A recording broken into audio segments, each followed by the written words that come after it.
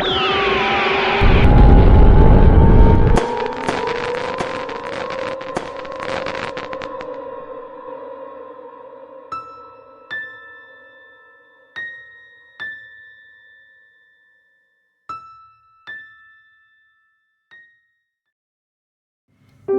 kedalaman hutan tropis yang rimbun dan lebat, di mana sinar matahari sulit menembus kanopi yang rapat, hiduplah seekor iguana bernama si lemas. Si lemas bukan iguana biasa.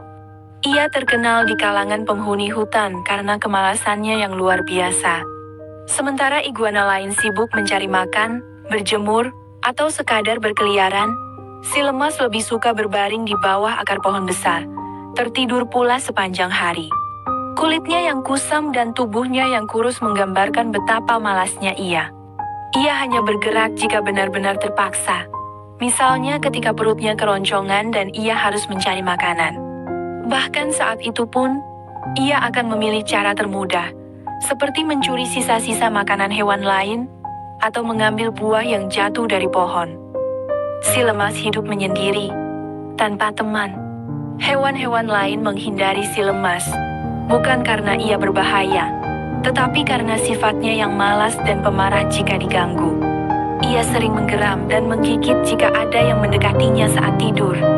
Suatu hari, ketika sedang berjemur di atas batu besar di tepi sungai, ia mendengar suara-suara gaduh dari dalam hutan.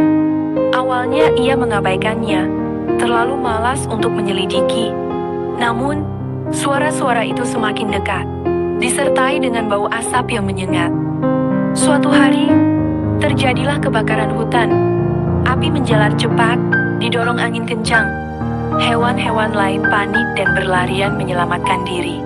Si lemas, yang masih tertidur pulas di bawah akar pohon, terbangun karena panas yang menyengat kulitnya. Ia terkejut melihat api membara di sekelilingnya. Ia mencoba berlari, tetapi tubuhnya yang lemah dan malas membuatnya sulit bergerak cepat. Api telah mengepungnya dari segala arah. Kepanikan mulai menguasainya. Ia mencoba memanjat pohon, tetapi kakinya yang lemas membuatnya gagal. Si lemas berteriak meminta tolong, tetapi suaranya tenggelam oleh gemuruh api dan teriakan hewan-hewan lain. Tak ada yang bisa menolongnya. Ia terjebak di tengah kobaran api yang membesar. Asap hitam memenuhi paru-parunya, membuat napasnya sesak. Dengan sisa-sisa tenaga, ia mencoba merangkak menjauhi api, namun api terlalu cepat. Dengan putus asa, si lemas merangkak ke sungai kecil di dekatnya, berharap bisa memadamkan api di tubuhnya. Namun, api telah membakar tubuhnya dengan hebat. Si lemas merasakan sakit luar biasa, kulitnya melepuh dan hangus. Ia merintih kesakitan, menyadari bahwa ia telah membayar mahal atas kemalasannya. Akhirnya, si lemas menyerah. Ia terjatuh ke tanah, tubuhnya terbakar habis oleh api. Kehidupan si lemas berakhir tragis, di tengah kobaran api yang menjadi saksi bisu atas kemalasan dan kesendiriannya. Kisah si lemas menjadi pelajaran bagi hewan-hewan lain di hutan itu, bahwa kemalasan dan ketidakpedulian terhadap lingkungan dapat berakibat fatal. Hutan itu kembali hijau, tetapi kisah si lemas tetap dikenang sebagai pengingat akan pentingnya kerja keras dan kewaspadaan.